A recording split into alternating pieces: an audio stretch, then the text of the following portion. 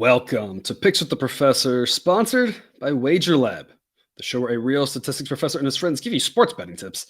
I'm your host, the Professor, and I built mathematical models to predict various sports outcomes, affectionately known as sideline.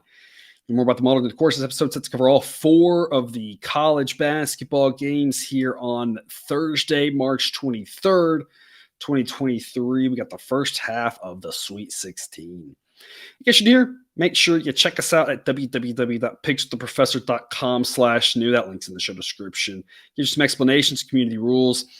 See the Google Sheet link in the show description for Sideline's projection on every single game. We got the predicted money line price, what we think it should be, the probability team wins, the average margin of victory, and the projected point total and team total. Got all those goodies there in that sheet. Remember, this show covers picks on the best games. In general, we hold back some picks for Patreon or Black Book, or maybe not hold back as much as the best games are here and the other games are there. There's no other games this time of the year. So you're going to remember that Patreon's always getting the benefit of getting access to these picks, to the model projections earlier than the general public is. So that's why you should be with us over there on Patreon. Remember that sports are unpredictable, so the discussion of this show projects a typical game and doesn't try to forecast it to a tease. That'd be a foolish, impossible goal. We take a long-term view around here, and we don't get distracted when teams either can't hit or can't miss from three.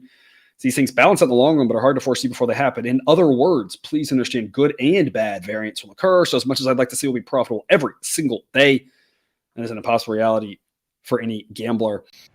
Jake, we're here Monday night recording this for Thursday. I don't think we have much to say about the actual basketball that's happened other than I see you wearing your Tennessee shirt, and that's the game we're going to start off talking about. So talk about good and bad variance. You were impressed, I guess, with their performance against Duke as a Tennessee fan. As a Duke fan, I know you were a little conflicted, but I mean, they look pretty good. Good game plan by Rick Barnes. Yeah. I cannot believe I'm saying that, but here we are in the year of our Lord 2023, and I'm saying it's a good game plan by Rick Barnes. What say you? It was the smartest thing to do, was to go out and be physical with the Duke team that was coming in hobbled anyway. I don't think there's any way to know that Mitchell hurt himself in practice the day before, but Filipowski was sick the day before the first game. They were like, let's beat on him, test his legs, and they did that knowing they had the depth that Duke didn't have, and were just physical with everybody, and it really worked out. I know there's a lot of complaints out there in the national media thinking the refs mishandled that. I think it was a very well refed basketball game. I mean, the Jeremy Roach one where he should have fouled out was about the biggest glaring call out there. But I really found that an incredible game, just a lot of fun to watch. If I take my rooting interest aside, but I loved it. I want to see more of it. I mean, it was an easy under again with Tennessee, and we talked about Duke's defense playing well and Tennessee's offense struggling. I mean, we haven't won every Tennessee under we've been on here, but we've won way more than most of them.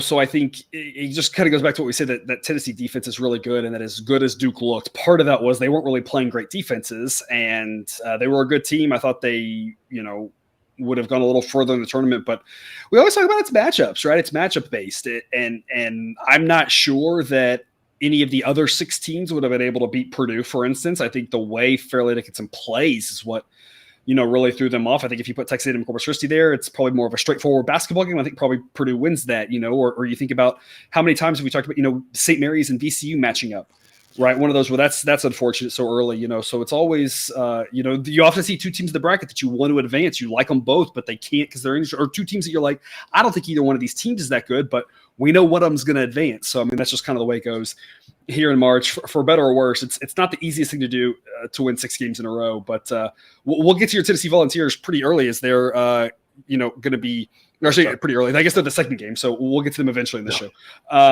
But before we do, some reminders. Please hit that like button if you're on YouTube. Also, if you aren't yet, please consider subscribing or following. It's free, and if you turn on notifications, you won't miss any of the college basketball, MLB or college football content that this channel provides.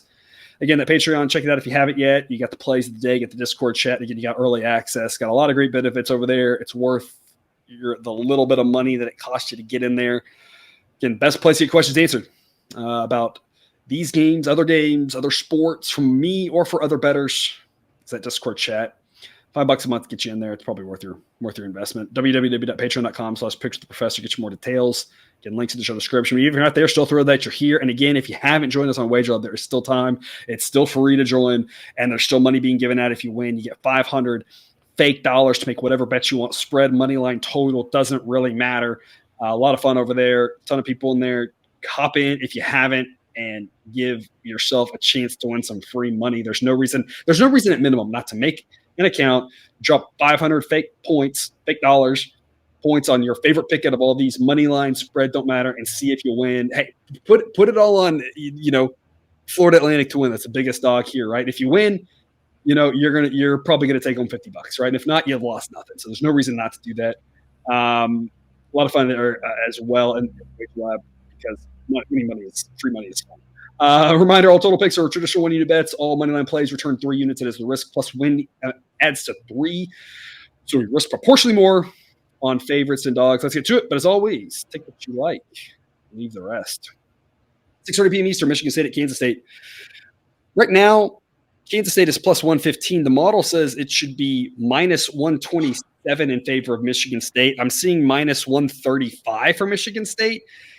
This one's priced really well according to the model. I commented last week, though. I think the model likes Michigan State a little bit more than they should. I was a little bit nervous about Marquette. I mentioned it, right? The preseason expectations, right? That matters. And unfortunately, that turned out to be correct with Marquette. It kind of is what it is. Michigan State played really well. But this Kansas State team played really well, too. I don't think a lot of people gave them much of a chance against Kentucky. We had them, plus odds here over the weekend, and that turned out to be a pretty good investment. So 2 teams that may be a little bit surprising that they're here. But I just love this Wildcats team. Y'all know I've liked them all season long. It's not that I think Michigan State's not good. I just think Kansas State's got a decent chance to pull this off. Again, the model thinks they win 44% of the time. I think it's closer to 50. I think this is more of a toss-up game.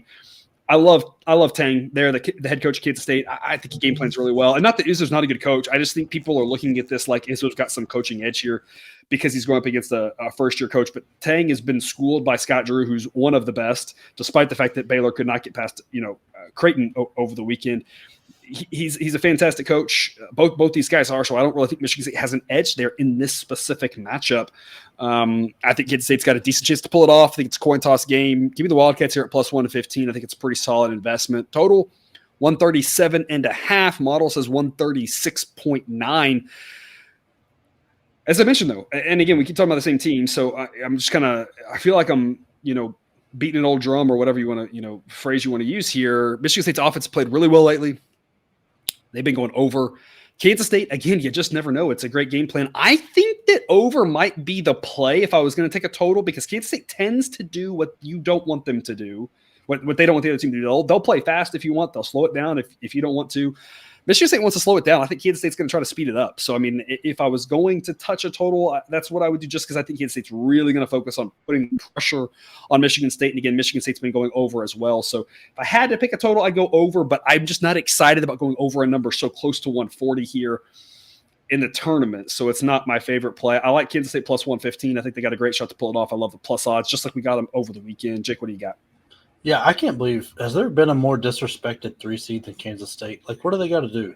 I'm convinced they're not a 3 seed. I think they're probably a 7. Is about how it feels like from the perception of what we're talking about. It feels like they're a 7 seed, right?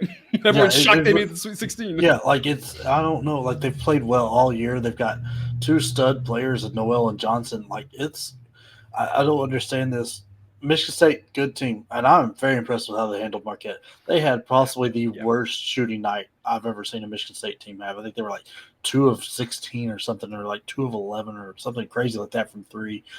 Marquette had a great shooting night, didn't stop them. They were out-coached from the get-go. Izzo owned smart there. Everything that Shaka wanted to do, Izzo took away, and then as Shaka adjusted, so did Izzo. It was incredible.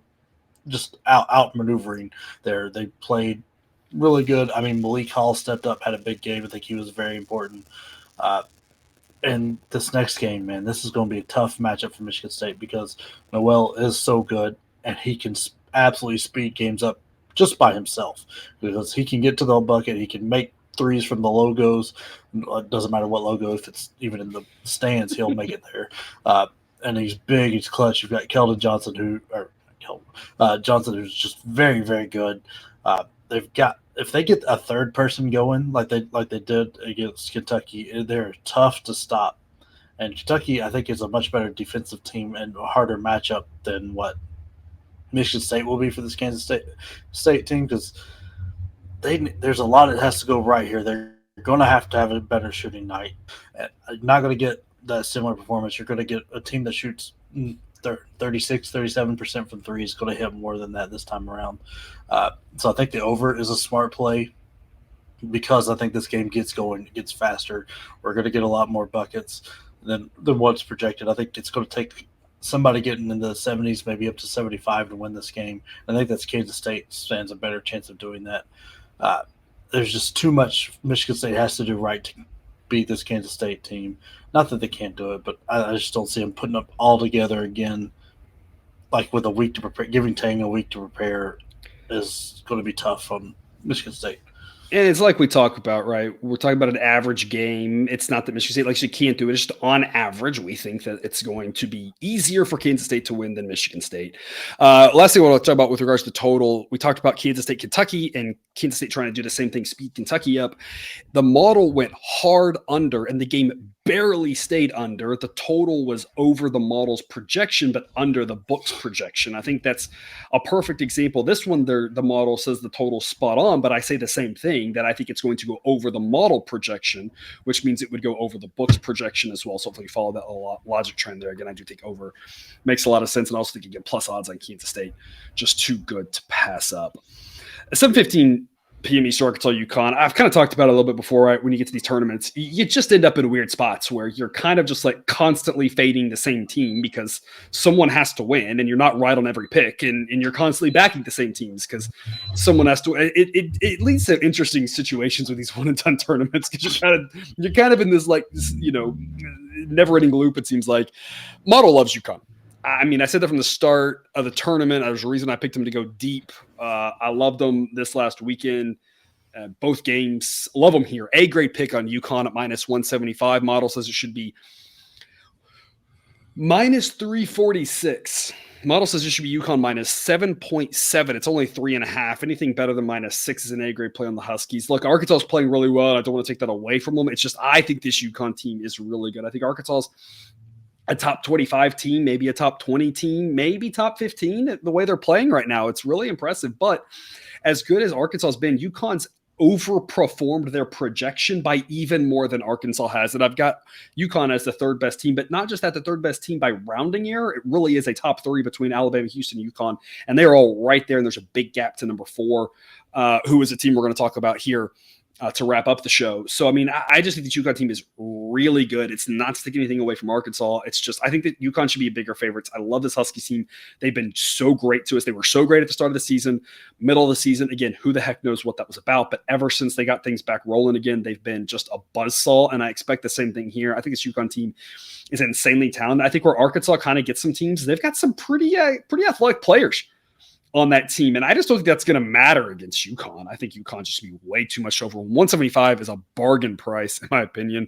Anything better than minus 271 is an A-grade pick. So again, I always shop around for the best price, but wherever you're shopping, it's almost assuredly going to be an A-grade pick here on the Huskies. Total 140. Model says 139.1. I think it totals priced pretty well. I'm just going to focus my investment on the Huskies here. I think it's one of your stronger plays of the night. I love this price at minus 175. Jake, what do you got? Yeah, this is, I mean, it's a great price on UConn. It's rare that you're going to have a team that is clearly this much better at such an easy price. There's so many things that Arkansas has to have go perfect for them for to pull this upset. They've got to make more threes than what they have. They've made a combined 4 in the first 2 tournament games. I mean, they're a terrible 3-point shooting team all year, so I don't see that changing. They've also been a beneficiary right now of some good free throw shooting where they're hitting 75 and 80% in these games, where as a team they're below 70%. So I don't know that we can definitely count on that still happening. And then you've also got to get UConn to turn the ball over. Like the games that UConn has struggled in and lost, like against these like athletic teams that are similar to this Arkansas team. When they've lost to Marquette is when they had 16 turnovers. They lost to Xavier, had 16 turnovers. St. John's forced them into 21 turnovers. But those games are few and rare between. This UConn team is very solid, very Well, good. they weren't rare between in that stretch. They had them like Yeah. all those games in 1 month. It was the weird Yeah. thing. They just were like you said, we've speculated all day long. Who the heck knows, right? But we've speculated whatever it was, lack of focus or something. That might explain the turnovers, but they haven't done that of late. No, they've been all over it. I mean, I don't know that there's a player in the nation right now that can go man for man with Sonogo. He is incredible. Yeah. Add in another 7-footer that could shoot the 3 ball. Not too many teams have the size and athleticism to match that up. Maybe Arkansas at full strength does. You add in a 6'9", 6'10" Brazil, and maybe they're a better matchup, but it is going to be tough. The things UConn has to watch out for is, one, their turnovers. That's obvious, but they cannot come out slow like they have in the first 2 games here. That first half has got to be important. All right, they can't just depend on the second half comeback. And then, I mean, what's his face? Jackson, I think is his name, the guard, who is like 0 of 12 in the first half, but is averaging like 20 points in tournament games just because for second halves. He's got to show up for a full game. And they can't foul. I mean, it might not hurt them as bad with this Arkansas team, but you can't foul them as much as they do. But like I said, too many ands there for Arkansas to feel comfortable backing Arkansas. Yeah, and I just can't think that this Arkansas team is better than St. Mary's. And I know that Arkansas's played really well lately, but that St. Mary's team was really good, and people don't realize how good they were. But to some extent, even if you don't fully trust the math, no matter where you look at it, the St. Mary's team is really, really good. And UConn turned the ball over a few times, probably more than they wanted to in that game even, and they still just ran away from them in the second half. It feels like UConn wasn't even, like you said, they weren't even trying in the first half. They still won the game by 15, and it's this UConn team's a buzzsaw. That injury came back and hurt St. Mary's, but I mean, he's not 15 points. He might be 2, maybe. Yeah. And that's still a double-digit win and pulling your foot off the gas at the end of the game. Like, this UConn team should probably be the favorite to win it all with the way they're playing. Yeah, it's hard. Like I said, it's hard to argue the way them and Alabama have been rising up my power ratings, and it's hard to disagree with that whatsoever. UConn minus 175, again, just a great investment. Doesn't mean they'll win. There's no locks of gambling, but great price. They win this way. They played this game 10 times, and the model says they win 8 of them. Pretty good investment. Maybe we get one of the 2, but this UConn team is just really tough to beat. And unlike you, I think it's more likely they lose to one of those other teams in that top tier, the Houston, Alabama type. And then at that point, it's just the other team doesn't need everything to go right. But if it's not one of those top teams, they need so much to go right against them. Back to the other regional here, 9 p.m. Eastern, Florida Atlantic and Tennessee. We're going to go under again. I mean, hello, have you been paying attention? Tennessee under. Let's just do. I don't know. We should have to convince you. I hope you've been on this train with us. If you haven't been, I'm sorry. There's still room. Under 131.5. Model says 127. I mean, it doesn't, again, mean that this is a lock. You never know with late game fouls. You never know about overtime, right? Not every Tennessee game has gone under. There's more variance in totals than sides. That's why, again, we have our total bets are, risk 1.1 to win 1, and our spread and our money line bets are, if it's about even money, risk 1.5 to win 1.5, or it's risk 2 to win 1, or 1 to win 2, depending on if it's favorite or dog. We risk a little bit less in the totals because there's more variance, but this still is a great investment here. Under Tennessee, just in general, the number just hasn't caught up. This defense is good. They play slow. Sometimes their offense doesn't show up, right? It's just all the things we've always talked about. If you've been with us any time, you know what we're going to say. You know what we're thinking. You love the money you've been making, and I don't see why it should stop. So I don't really think there's a lot to talk about with regards to the total, other than it's a smart pick, and the model says 127. The thing I want to talk about, Jake, is who wins this game. The model says that Florida Atlantic plus 200 is a decent investment. The model says it should be 166, that Tennessee wins this 62% of the time, that they win by an average of 3.7. So right now, the plus 5.5 gets an A grade from the model. The plus 200 gets a B++ grade. It wants plus 202. So our official pick is the under, but the model does think there's a little bit of value on Florida Atlantic, either getting 5.5 or at a plus 200. Jake, can Florida Atlantic win this game 40% of the time? Simple answer, yes. I mean, we've seen this Tennessee team just drop games. They should be nowhere near dropping. Teams that are very athletic, very fast, and have a good offense, like Missouri and a few other ones like that, have really given Tennessee fits. I mean, Vandy even got them. Like, this FAU team could really give Tennessee fits if things start going right. Like the refs call it a little tighter. That changes how Tennessee plays because the big advantage of Tennessee is the size they have, like not just height, but like thick size, strong size. Strength. If they can't use that, that really hurts their defense and hurts their offense a lot. Tennessee's not a strong shooting team. So, I mean, if they get down 10, 12 points, coming back is a really tough issue. I mean, it's almost like those old school February, Virginia teams, right? Where it's like once they get down, they just ain't coming back. yeah. Yeah. I mean, since February, they've broke 74 times. 2 of those are against Missouri, where Missouri just changed the pace of that. And the other 2 were against very terrible teams. They got 270 against Auburn, but that wasn't a loss. Like, they want this game slow and really hardly any offense. They want to take every possession away from you. Man, I think both these two teams do what the other one doesn't want a team to do. So they're good counters for each other. The difference in the game is going to be, does Tennessee get offense out of somebody? Like that Duke game, Kamwa had a 21 point game.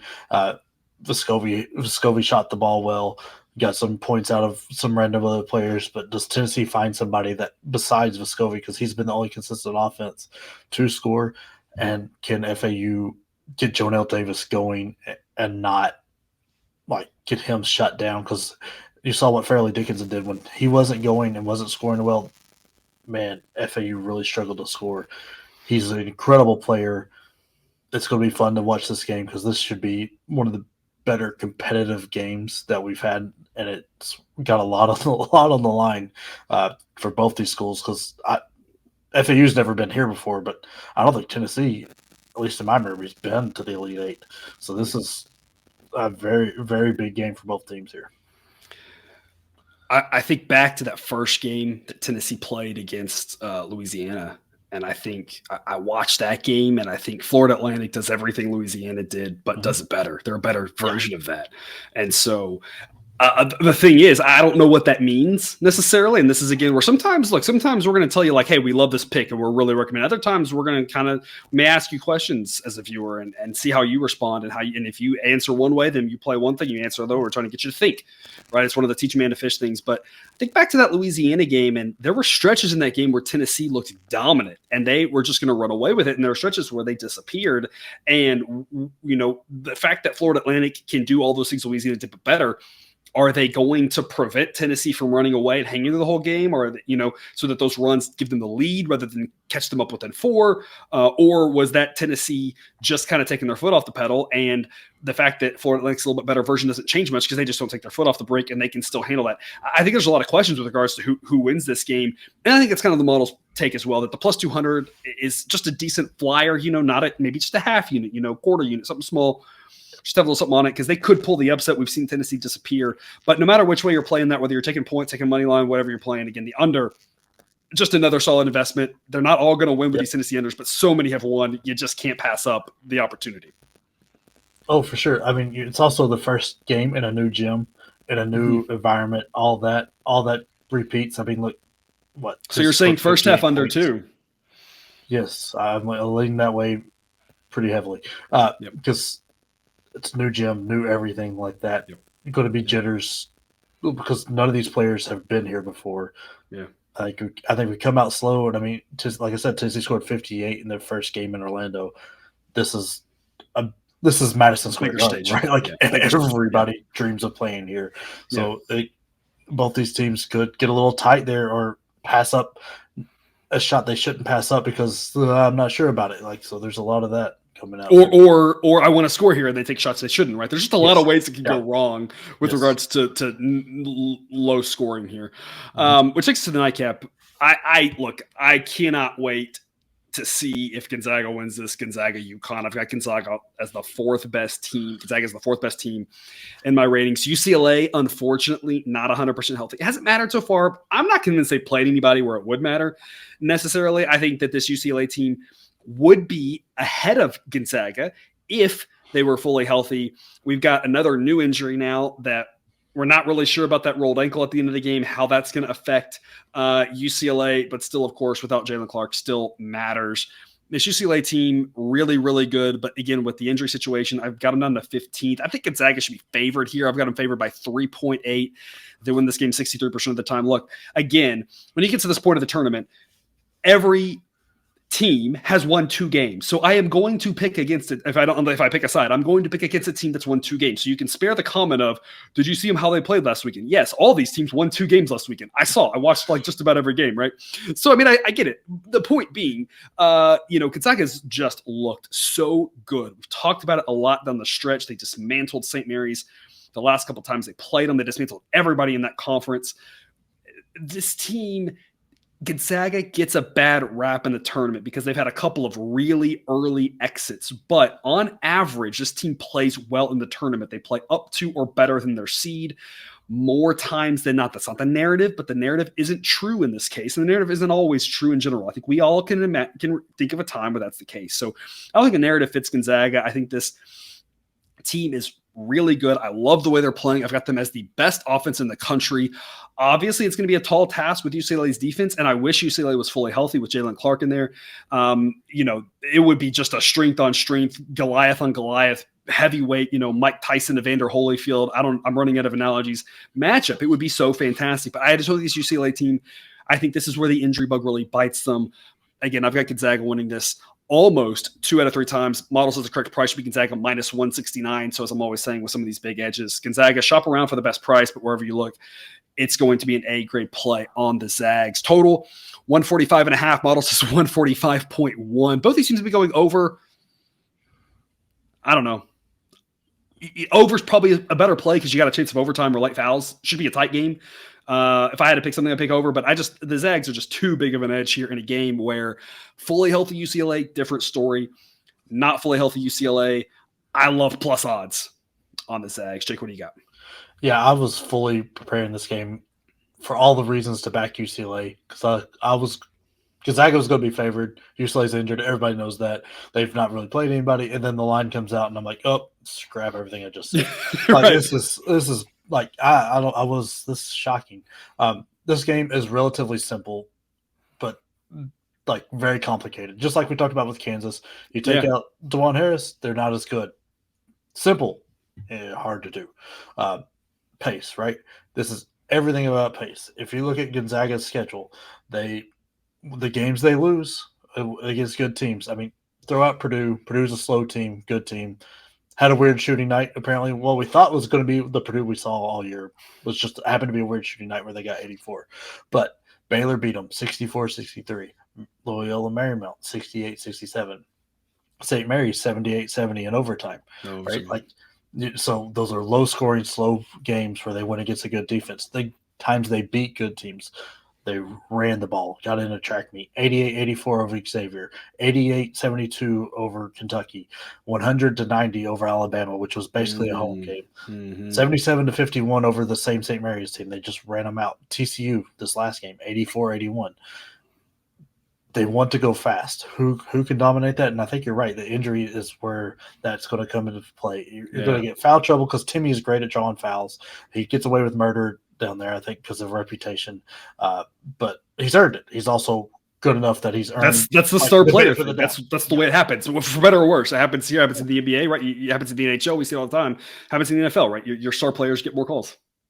Not only that, I mean, but the refs are human, right? So you're going to give the player that has a reputation the benefit of the doubt if you didn't see it all 100%, and you're not going to blow that whistle. Where if they're not as good, you're going to blow the whistle because you thought you saw it. UCLA's defense, incredible, right? Going through this, they've held opponents to 60 or less 19 times this year, and it's very rare that teams have gotten above 70.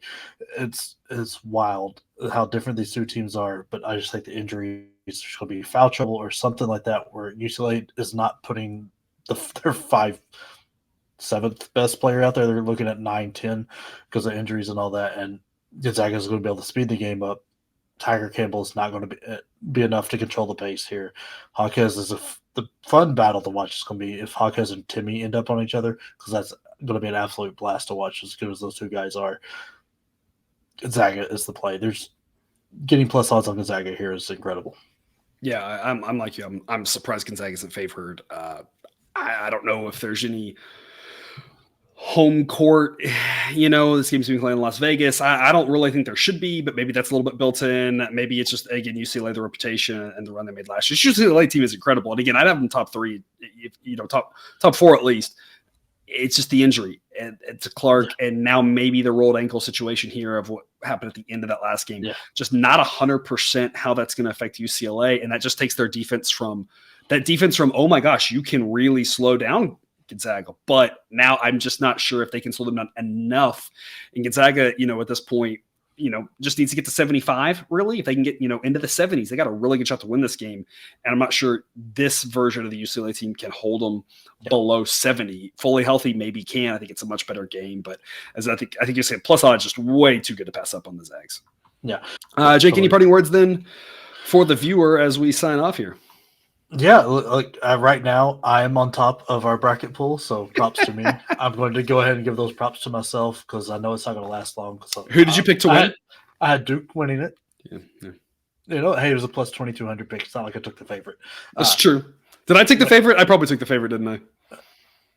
Yeah, you took Bama, so close. Yeah. But hey, to be fair, I told everyone when we did the bracket, I hadn't even looked at the bracket. I was just picking games based off what you said, so I had no idea what was going to happen. I only had 2 number 1 seeds going to the Final Four. I had no idea what I was doing. I was just picking. Hey, it's working out. I'm going to enjoy my lead as I can now. Score the points like you do in Daytona 500, and just slowly fade back because I don't have a lot of possible points left. Yeah, that's the way it goes when your champ goes out. All right, well, thanks for tuning into this episode of Picks with the Professor. Don't forget to subscribe so you can ensure all the sports betting content provided on this channel. Just drop right to your feed. Be back again to finish out the Sweet 16 Friday games, and we'll cover the Elite 8 games also later in the week. But until then, as always, best of luck, and remember, you can eat your betting money, but please don't bet your eating money.